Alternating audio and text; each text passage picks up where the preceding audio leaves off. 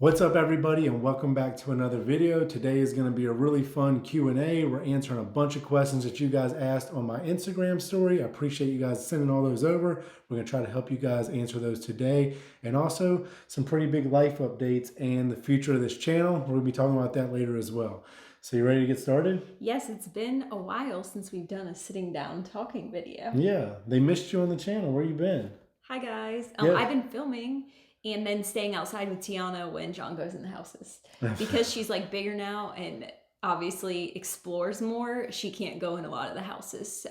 Let's do this. Okay, so I'm just gonna start off. If you guys know, I cannot look at the questions because then I think too much about it. So you pick and then we'll roll with it. Okay, let me just say there's like 100 questions and we're gonna do as many as we can. How did you come up with the cash to get started in real estate investing at first? So that's a popular question we get. So saving, and working. Yep. Right? Simple. Yeah. So we started a business when I was younger, and that helped out a lot. And then Rhianna worked when she could in between school as she was going to nursing school. And then she worked as a nurse.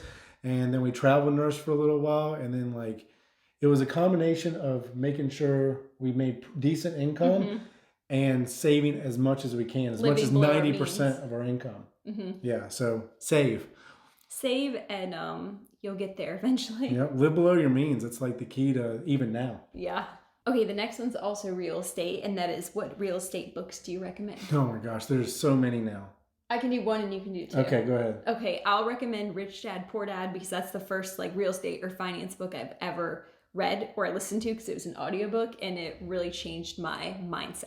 Definitely. That's probably the go-to book in real estate or finance in general. And then Brandon Turner, anything by Brandon Turner. So it's hard to recommend one of his books, but just go Google Brandon Turner Real Estate. He used to be the host of the Bigger Pockets podcast and has a great books on getting started. And then Jason Scott's book, How to Estimate Rehab Cost. I would definitely check that one out. That's a question I get a lot for new investors and new flippers and new rehabbers in general. It's like, how do I estimate all these costs? Go pick up that book. How should my husband and I budget, separately or together? You and I always argue to do it together. Yeah, it depends on your goals. I know some people have different relationship dynamics than we do. Ours is we set all our goals together and try to achieve them together. So we budget and do everything together. But I know some people don't do it that way, and that's okay too. So you just have to kind of know yourselves and your dynamic. Yeah, I would just argue that I feel like marriage is a team sport, right? And to each their own, we're not passing any judgment. But I feel like the more you work together, the easier it is to attain your goals. I agree. Okay, the next one's good because this actually happened to us. What happens if a tenant stops paying rent and then after you file for eviction, they trash the house? All right, so you're going to want to go take all the doors off the house, right? So they have no doors, and you want to take all the windows. I'm just kidding. That's illegal. Don't do that. Just kidding. You just try to kill them with kindness, I guess. It's tough because they're ruining your property, your asset. And you're trying to be as understanding as possible, but you kind of want to keep that attitude throughout it. Don't fight them back or argue with them back, because it's probably just going to make them do even worse things to your property. So just try to kill them with kindness if you can. And if you can't, just go through the proper outlets. File for eviction, get the authorities involved, and let the professionals handle it. The people that can legally handle it, handle it. I know how it is. I know how it feels. We've actually been there. And thankfully we had the cops come and evict those people. But yeah, look, it just sucks. It's part of being a landlord. I hope it doesn't happen to you, but most likely if you're a landlord long enough, this will happen. What were the first steps you took to achieving financial freedom? This is a good one.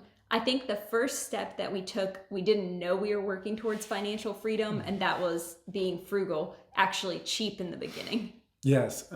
Living below our means. Yeah, working hard and being frugal. We continue to do that to this day. And it's probably, I always say learning to save is it's like a 3-punch combo, right? Jab, jab, right hook. If you watch Gary Vee, the same respect as that. But the first jab is learning how to save. Yeah. The second jab is learning how to increase your income. And the right hook, to put the whole combo together, is to make good money and continue to save and live below your means. If you can get that all together, you will reach financial freedom way faster than you think you would. It wasn't even on the table for us. Yeah. We didn't even think it was possible. Yeah, we didn't used to think it was possible. What's a good real estate investment avenue for beginners?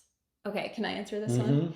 This is where I want to talk about today's video sponsor, Fundrise. I didn't even know that was the answer you're going to give, even though they are today's video sponsor. Yeah, because it was just, that's what I would say. Yeah, no, Fundrise, like, you've got to check this out. And Rhianna's going to tell you guys more about it. Okay guys, so Fundrise is the easiest, most passive and hands-off way to invest in real estate that we've found. We are both investors in Fundrise. We truly believe in their mission and what they're doing, or else we wouldn't recommend it to you. So how you invest in Fundrise is you put money into their $6 billion portfolio, and that's invested into parts of real estate investments. So like instead of having enough money to buy a whole entire house, say you don't have $200,000, $300,000, $400,000, $500,000 to buy a house and flip it, you can invest $5,000, $10,000, $15,000, $20,000 into Fundrise, and then they invest that into projects for you that are within their portfolio. It's a great way to diversify your investments between hands-on real estate and the stock market, or just get started in real estate if you haven't yet. Also, if you're invested in the stock market or you've just been watching it the past year, you know that it's crazy. It's been very volatile and unpredictable.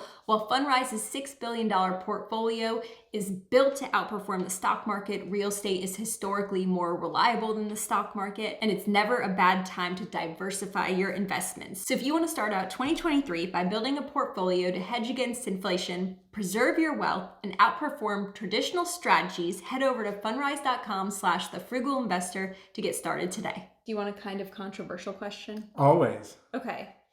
I saw your posts about paying out of pocket for your ankle surgery. Why don't you have insurance? Okay. So it is controversial, and I argued on my Instagram story that day that we probably should have health insurance.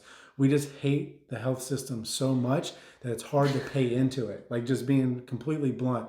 But also we're kind of self-insured because of the amount of savings that we have. Now, of course, that doesn't protect us against some huge catastrophic, incident. So we are gambling a little bit, but that's a gamble that we're willing to take. We don't take a lot of gambles in life. And also Tiana is fully covered by the state through the adoption. So we're not like gambling with her health or safety or anything like that. But it could be argued, look, like if someone argued to us that you guys should have health insurance, I'd say you're probably right. Yeah. It's just a decision we made for ourselves. What budgeting tools do you use? Oh, you know what we have still? What? Is your budget. Spreadsheet? Yeah, your spreadsheet. Yeah. Okay. I think it's tagged down below. We use Excel spreadsheets. And so we like make them ourselves, and that's how we keep our budget. And then I also made like a generic Excel spreadsheet for anybody who wants it, and I sell it on Etsy for like $10. So we'll have that link down below if you want mine instead of making your own. But honestly, it's really easy to make one. Now, if you're just starting out, skip that. Don't buy that, and don't do any of the Excel spreadsheets. I really suggest to get a notebook and write every single thing down. A lot of people argue like, wow, that's old school. There's Excel now, there's apps now. Yes, I understand, but a lot of that stuff is automated for you. And it doesn't there's no pain in writing it down. I like when you, for the first probably 1 to 3 months, write down everything you spend, gas, groceries, if you buy a pack of gum, write all that down, categorize it if you can, or learn how to do that. And then at the end of each month, sit down either by yourself or with your partner and go through all that, and you'll really find out you're spending way more money than you think you are. That's a good point. It's so true. I don't like writing stuff down. I like something being on the computer and it's like easier, but we wrote down for like years. Yeah, no, on paper, we did. And it really did make a difference. The apps are way easier, but they usually do it all in the background. And so they don't force you to look at, holy crap, I spent $400 eating out this month. So I really like to write it down at first and then graduate to an app or an Excel spreadsheet or something like that after you understand where all your money's going. Okay, this is like a personal / finance question. Considering fostering in the future and curious about the impact on family finances. So they want to know like how it works basically. So when you foster, at least in the state of West Virginia, and I'm assuming it's in all the states in the US, basically everything is covered: childcare, healthcare for that child. They can receive a food stipend. They can receive a stipend for clothes, things like that from the state. So basically everything is covered, like the minimums. Of course, we spent more than the minimum to give the child the best experience. But they give you plenty. They give you plenty, You would not necessarily need to come out of pocket at all. And if you ever did have to come out of pocket, they would reimburse you. Unless you, of course, depending on what it is. You start buying them like Lamborghinis and stuff, they're not going to reimburse you. But as far as expenses, that's pretty much covered. Of course, there's the time consideration too. Yes. It's another child, right? But hey, thank you so much for considering fostering. That's incredible. Yeah, and it's so worth it. Oh, and real quick, if you consider adopting through foster care, if it gets there, or if you're just someone who wants to adopt in general, financially speaking, that's the best route to take because the state pays for everything while they're in foster care. They will even pay for, in most instances, the lawyer fees to do the adoption. And then after the child is adopted, they continue to carry insurance unless you carry your own insurance. And they continue to get a monthly stipend up until the age of 18. And then they also in most instances, get college help when they go off to college for being adopted. Correct. Sorry, I didn't mean to cut you off. All that will continue till they're 21 as long as they stay in some sort of educational I thought it was 18. program. It goes to 21 okay. as long as they're in school. If they go to school. So there you go. Yeah. So it's pretty cool. Yes. We funded our first house flip with cash. What's a better way to do it so that your money isn't all tied up? So we've done a lot of cash deals, Rhianna and I ourselves, and you know, it could be argued, there's so many different ways to do real estate. I always argue there's the right way to do it financially, and then there's the right way for you. So a lot of people just like having their properties paid off. They don't owe anybody money, and they don't have to worry about it. We fall into that category. But as we start to grow and invest and learn more and more about leverage in real estate, we understand why, and maybe even will eventually ourselves leverage other people's money or the bank's money. So the smarter way to do it, right, is get as low down payment as you possibly can, borrow the money from the bank or another lender at a low interest rate, and finance that. That way you keep your cash. So either go do another deal or just keep as an emergency fund and do with it whatever you want. So there's no real right or wrong answer there, but I would argue if you want to attain more properties faster, you're probably going to have to borrow money from a bank or from a lender and do down payments so you can acquire more properties faster. Because buying, let's say a property costs you $200,000, you know, most people can't buy 20 a year. Most people, right? Yeah. So the next question is going to be the $100 winner, and it's Almond Joy 12. Okay. And she says, should you invest in college saving funds for your future kids? Is that a good idea? So sure. So I don't mind any type of investing for your child is a great idea, right? You're putting money aside for them to make their life easier when they turn 18 or go off to college. My problem with college investment funds, or if they're specific to schooling, is how do you know that your child is going to go to school? Right? Like, how do you know that for a fact? So I actually like something like a Roth more, but not everybody can contribute to their child's Roth because it's hard to employ a child. There are ways to do that, but not everybody's in that position. So look, short answer, absolutely. Look, are there better ways to do it? Is there smarter ways to do it? Are there alternative strategies? Always, right? So here we go again. There's the right way to do something financially, and then there's the right way for you. As long as you're putting money away for your child, it's a good thing. And then as you learn more and more about finance and money and financial freedom and things like that, you can move into alternative strategies or something better per se. But yes, invest for your children if you can. But as long as it's not putting yourself at detriment first. I have to real quick. I know it's a little bit of a tangent, but it really bothers me sometimes, and I understand it, right? That parents pay for their children's college to go off to school before they have their own retirement funds set up so that they can retire on time. Look, I get it. A parent wants to do everything for their child, but sometimes you're not thinking forward enough and you're spending all that money for them to go to college without having yourself set up for retirement. And guess who's going to have to take care of you later down the years if you're not set up for retirement? So it's a better argument, in my opinion, to make sure yourself is set up first for retirement before giving to others, including your children, when we talk about something like school, when they could really just go get a loan for that. But to each their own. It's just my opinion. I like the idea of giving your children the loan, you know, out of your retirement account or wherever, and then having them pay you back interest-free. So it does help them out and on their own time, right? Yeah, that's a good So I like that idea. And then that way nobody really loses in that situation. I think that was a good tangent. Yeah, well, so Rhianna said I had to keep my answer short and sweet or we'd be here for 4 hours, and she's probably right. Yes. Okay, so this one kind of is also a college question. How would you calculate a return on your college education versus like if you're self-educating for your business? I don't know how you would even figure that out. I'm going to argue, and you know I'm not like anti-school, like Rhianna's degree, she's a CRNA. I think that's a heck of an ROI on the investment. So the CRNA program cost $100,000, and when she graduates, she makes $200,000 to $300,000 depending on, you know, what type of setup she does for her work. That's a great ROI, right? You pay back your schooling in the first year and then some. But for most degrees or a lot of degrees, it could take 4 or 5, 10, 15, 20 years for people to pay back their student loans. And that's tough for me. But look, I can't tell you not to go into a field that you love because it's going to take you a long time to pay back your student loans. You have to ultimately do stuff for your happiness. But if we're just talking strictly ROI here financially, most degrees fall short in that category.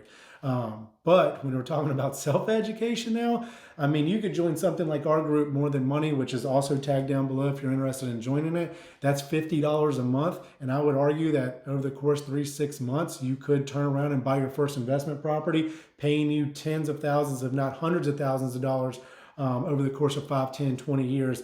And that's way better ROI than a $200,000 degree. So I would say, though, with self-education, almost everything that you need to self-educate for like entrepreneurship, real estate, finance is available for free, like on the internet. Mm-hmm. And I feel like as long as you are motivated and you know where to look, you could really like maximize the ROI on that. Like John said, we have a group that's like very affordable compared to a college education. Right. Not saying it would take the place of it, but yeah, I just wanted to say that because I feel like we learned so much stuff for free when we were younger. Like YouTube and Google, it's all out there. I think when you pay for courses or for mentorship or for consulting, what you're investing in there is saving you a ton of time, right? Instead of scouring the internet for 20 weeks or whatever, you can get that information in one class or from one consulting call with somebody. So the self-education is always going to get my, vote, but I can understand the degree too. And make sure you're vetting whoever you get your self-education from. Don't go pay somebody that's driving around like Ferraris $25,000 for a like 2-week course. Right. The Ferrari's probably rented. Just that's just insane. So, yes. Would you ever invest in a large commercial multifamily? We'll invest in anything that makes money and that's relatively passive. Yes. So yeah, we're open to anything like that. Which is better, a 401k with a company match or a Roth IRA? Both. Yeah, that's true. But I can run you through the scenario real quick. So if you're going to invest in retirement like that, assuming you're debt free and all that, we're just going to talk about the retirement funds. This is kind of the series of events or how you should go in order. So if you have a 401k at your job and not a Roth 401k, just a standard 401k with the match, you take that first because the match is free money. You always take the free money first. So you're going to invest into your company's 401k up until the match stops. And then, in my opinion, and this is, take it, what's the disclaimer? Take it with a grain of salt. No, the disclaimer is like, always do your own research. There you go. Oh, yeah. Okay. So then you're going to flop over, in my opinion, to a Roth IRA, an individual retirement account, because a Roth IRA is going to give you more options to invest in different types of index funds that your job's probably going to have a limited amount to choose from. Then if you're able to max that out, flop back to your 401k at your job and then continue to max that out. But if your job offers a Roth 401k, you're really lucky. And I would just max that out completely. You're on a roll with the answers. Just trying. Okay, we're going to do one more question and then a fire round where you answer questions like really quick because we're going kind of long now. Okay. Can you provide a checklist for a first-time flipper, don't know where to start, like evaluating houses and making a rehab budget and all that stuff? Yeah, absolutely. So first you start with the books that we gave you because you want a base knowledge, right? And then biggerpockets.com. If you haven't joined that, you have to do that. So then from there, getting around the right people, but also some softwares could really help you out. So software that my partners and I use is called Rehab Valuator. I have a link to that down below as well. You should definitely check that out. I think it's a free 30-day trial, but it will help you evaluate the entire property. It has a line item for everything, all the things that you're not even thinking of, and you can plug all those in or walk through it with a general contractor or a contractor friend and plug all your numbers in, and it'll spit out a number at the end and tell you if it's a good investment or not. So that's where I would start. Yeah, and John knows the guy who started Rehab Valuator. Daniel Clayman, shout out if you're watching this. Yeah. Okay, are you ready for the fire round? Let's do it. Okay. Does eating vegan cost more? Yes, up front, but not in the long term for health. Rent or own? Depends on your situation. Neither one is ultimately the best answer. Do we keep separate bank accounts? Yes, but only for strategic reasons. We each have access and know everything about each other's, except I'm sure she has a hidden account somewhere. How much money is enough money? I wish we knew the answer. We always thought we knew the answer. We set a goal and then we pass that goal and then we set another goal. And I think that's just the hedonistic treadmill, if you will. Humans just adapt to anything. Fire round. Okay. I'm just saying. Do you think the housing market will drop next year? Yes, I think it will. I don't think we're looking at a crash necessarily. It will depend on your market, but I think almost every area is going to see a decline in pricing. Save or invest your money? Both. Do we ever get jealous of each other? Like if you make more, I make more? Never. I've never gotten jealous of you. I support you 1,000%. Oh, I support you too, and I never got jealous of you either. Yeah. Even though we are competitive. Yes. Okay, that was it. All right. Guys, we appreciate you watching this video, and now for some big news for us in this channel. So I don't want to be dramatic or anything like that, but we have some big life changes for us, and we have no more videos planned for this channel. Yes, so if you don't follow us over on the Scholler family, that's like our main channel, and it's really taken off and taken over. So we're going to be dedicating our time and efforts to that. We really enjoy making those videos a ton. John will still be educating on Instagram, real estate, finance, all those fun things on the Frugal Investor on Instagram. Yeah. We might pop up on here with a video here or there if we have like a cool flip or a cool house to walk Yeah, through. we're not shutting it down entirely. We just, we're like you said, we're putting our energy and efforts elsewhere. That's kind of why we did all this. It's kind of why we worked so hard for so long to have our freedom to travel as much as we want. And unfortunately, this channel isn't very mobile. Yeah. I have to tour houses locally here. That's what you guys want to see, and I appreciate your support. That's another thing I wanted to say. Thank you guys so much. Without you, this channel would never have gotten almost 50,000 subscribers, which is crazy. And then, yeah, if you guys want to follow our journey, follow us over at the Scholler family. You might have noticed, like, we've been dwindling down the videos on this channel, and it's John's channel, but I say we because we both work on them, even if I'm not in them. But if we're traveling and we see a cool abandoned mansion or resort, we'll film it for you guys. Absolutely. And again, like I said, follow me over on Instagram because I love educating you guys. I'll keep helping you out there. And yeah, it's a little sad. There's a lot of work. I know. It's 4 years of making videos, and yeah, it's just a new chapter. Yeah, our like mission for 2023 is to maximize our time and kind of like cut some things out that we need to cut out to work on other things, because that's been hard for us, is to like kind of condense what we're working on because we're all over the place. It's so hard when you work so long on anything to give it up, kind of that sunk cost fallacy. And I'm not really giving it up here. I'm just, I'm not quitting, didn't lose. This was a successful endeavor. Just taking a step back. Taking a step back from this and a step forward on something else that we can all work on together and be, have more family time. So yeah, and really I just want to say thank you so much. Without you. Oh, me? I was going to say you're thanking them again. No, thank you. I really appreciate it. Without her, all these videos would have never happened. These videos are not easy for me to make. That's why she does most of the commercials, because it's hard for me to talk on script. And the Scholler family is just an easier laid back vlog. And you are all that. Yes, you do so good. So thank you. Hey, appreciate you. Love you. Appreciate you. On to bigger and better things. Yes, I'm excited. Thank you guys so much. Bye guys. See you on the next one. Not the next one. See you on the Scholler family channel and the Frugal Investor. Bye guys.